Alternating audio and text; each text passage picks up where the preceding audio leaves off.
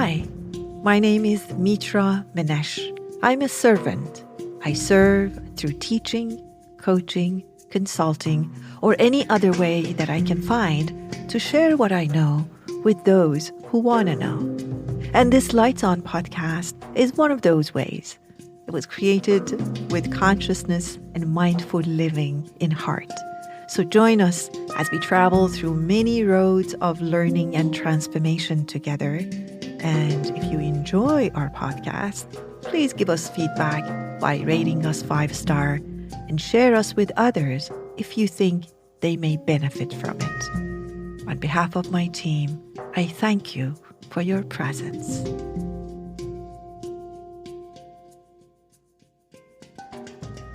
This week's episode is about sleep again. As you recall, last week we talked about the inner aspect of sleep, how we are, how the being aspect of us.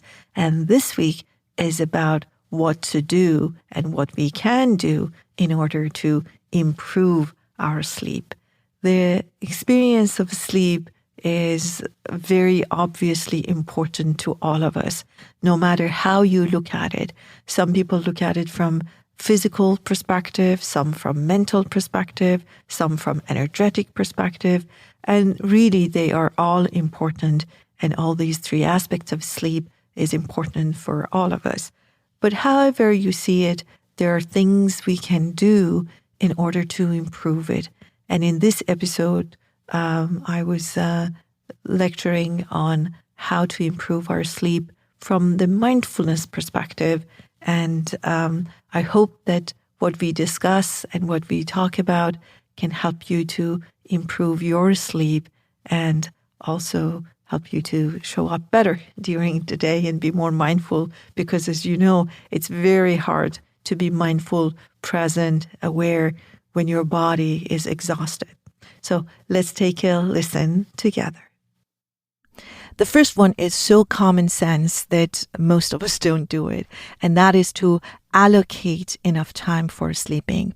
You see, sleeping usually gets the shorter end of the stick. So if I have to do this, and if my guests stay longer, and if I had to watch something or work on something, what I usually shortchange is my sleep. I say, well, okay, I'll go to sleep an hour later.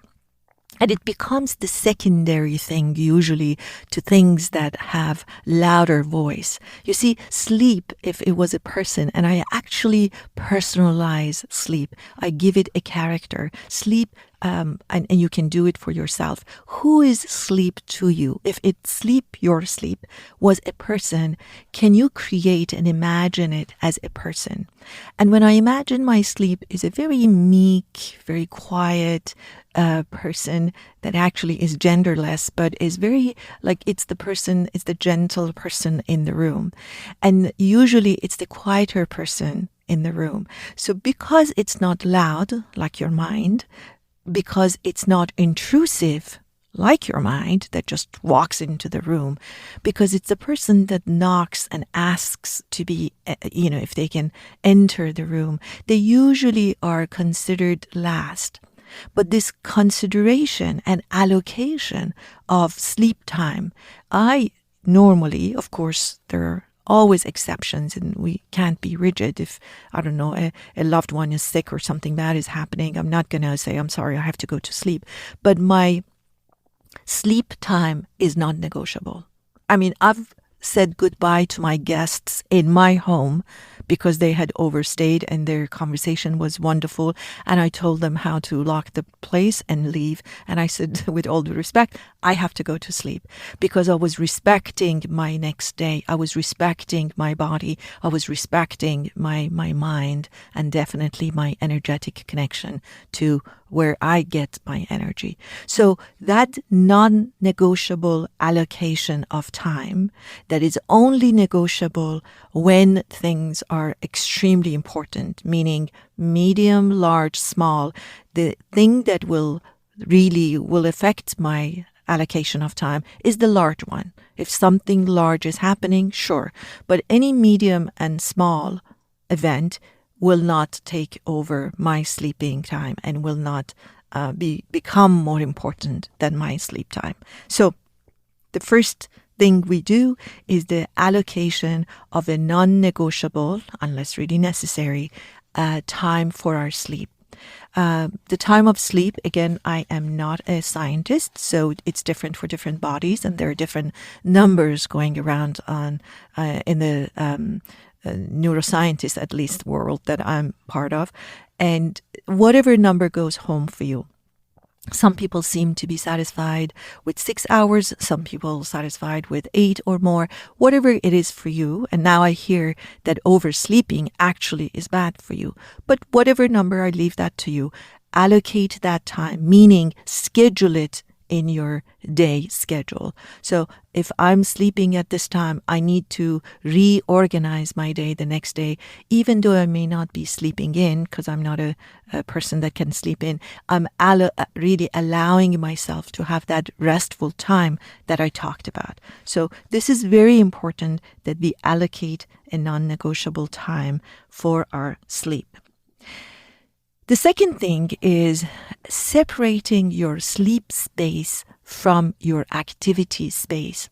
You see, our mind learns very, very conditionally. It's almost like training a dog. And you are conditioning the mind with associations. So when I say this is the space for sleep and that's the space for work and activity, mind gets that, but only gets that not through words, but through actions. So I remember I was teaching this at UCLA. And one of the students said, I wish I could take you to my room and see how small it is. I work, sleep, cook, do everything there. So I don't know how to implement this part of your suggestion. And I said, okay, bring a picture of your room the next time you come. In those days where classes were in person. So he brought a picture of his room and I said, okay, there is a space. There's a desk there. He said, yes. I said, can you move anything to do with your activities on that desk? And so it's basically corner. That corner is working and activity corner. And this corner is the resting and sleep corner. He said, yeah, I can do that. And I said, make sure that, you know how we're checking our phone, and of course that's part of this preparing and allocating a space for your sleep and separating it. Don't bring your phone to your bed. Can you do that? Can you sit in your at your desk and in your chair when you're doing that? Allow your mind, again, like a child, like a dog, like a being in training, seeing your mind as a being in training, that it understands, but it only understands if you are consistent. So separating where you call sleeping and resting space for yourself and where you have activities happening. It's the respect that you have for your rest and your sleep and your connection with something bigger than yourself. So however you do it, how small your space is, you're able to separate these space from the space that you sleep. There's a lot of information and sometimes I get lost in it. The Wi-Fi issue, I personally turn off everything, including my phone. And now there is actually a research, you can Google it because I did, that if your phone, just merely leaving your phone out of your room that you're sleeping improves your sleep by a certain percentage. I've heard different ones, but it's up to, I think 13 that I saw. So leaving those spaces, Wi-Fi does, because we know that there is a frequency emanating from Wi-Fi. Of course it is. If you stop that, it allows your mind to rest better. All my Wi-Fis are off when I'm sleeping. I do have a landline and I do have an alarm, which is a very old-fashioned alarm. I had to look for it online, that has nothing to do with any electricity or any Wi-Fi. And that usually also is outside of my room because I don't need, harsh alarms.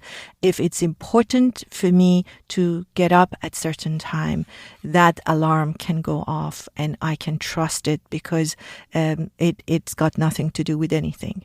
So what I'm doing is here, by separating my space from the space of activity, I'm allowing my mind to understand this is time for rest. I don't need your opinions. I don't need to be active. I don't need your advice. I don't need your protection right now. Please rest as I am resting. So these are some things that you can do to separate your space of sleeping from the space that you are active and is associated with energy and unrestfulness. Let me take a deep breath before I go to the third point that I wanted to share with you, third outer way of doing this, and that is to create a ritual. Yes, a ritual around your sleeping. Again, it's the conditioning of that child, that dog, that mind that is watching you all the time. The ritual could be very simple. It is, you already probably have it, but I want you to give it a little bit more importance and a little bit more oomph. So when you go and change into your pajamas or whatever you wear when you sleep, when you brush your teeth, when you let your hair down, whatever it is that you do. I remember as a child, once my father found me with my clothes. We had just come back from a gathering, and he found me with my clothes on my bed. And he came and he said, change your clothes to your pajamas. I said, no, I don't want to. I'm tired. And he said, do you know how much germs you collected when you were outside? I mean, as a child, I never thought about germs. And I thought, oh, I never thought about that. He said, that's why you need to wear something that is only for your bed. And, so many years, almost half a century later, I now realize how accurate that advice was, that now we gather viruses, germs, and we are super careful about how we separate outside and inside of our home. But that also is psychologically and energetically important, that my mind knows, oh, pajamas are coming. My resting gears and attires are coming. I brushed my teeth. I brushed, my hair. And in this meditation that I'm offering, good night meditation, I say you also need to brush your mind and brush your soul by letting go of certain things. So that ritual, whatever that means for you, Aram referred to a meditation. I have a 2-second meditation if I'm tired. If I'm not, I actually listen to my own good night meditation, and every night I forget one of them, but I listen to it and it's very, very helpful. But sometimes I don't want to be doing that, and I want to have it separate from my space. So I just close my eyes and just allow things that I need to let go of my awareness to leave. It's just like saying, thank you for helping me during the day. I no longer need your services. You may leave now. And you see, everything I say and everything I'm inviting you to do has a little bit of a kind energy to it. We're not fighting with the sleep. We're not fighting with the loud mind, frightened mind.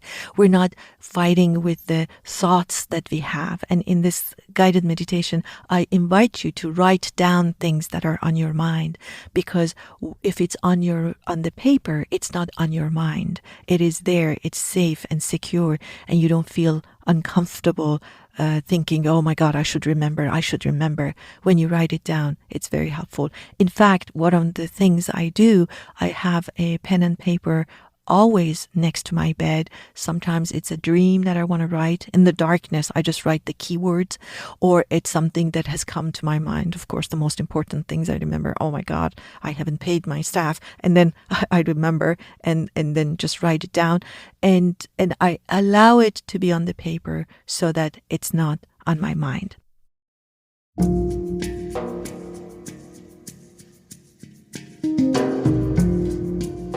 Hope this episode answered the question or two for you, or provoked and inspired questions in you.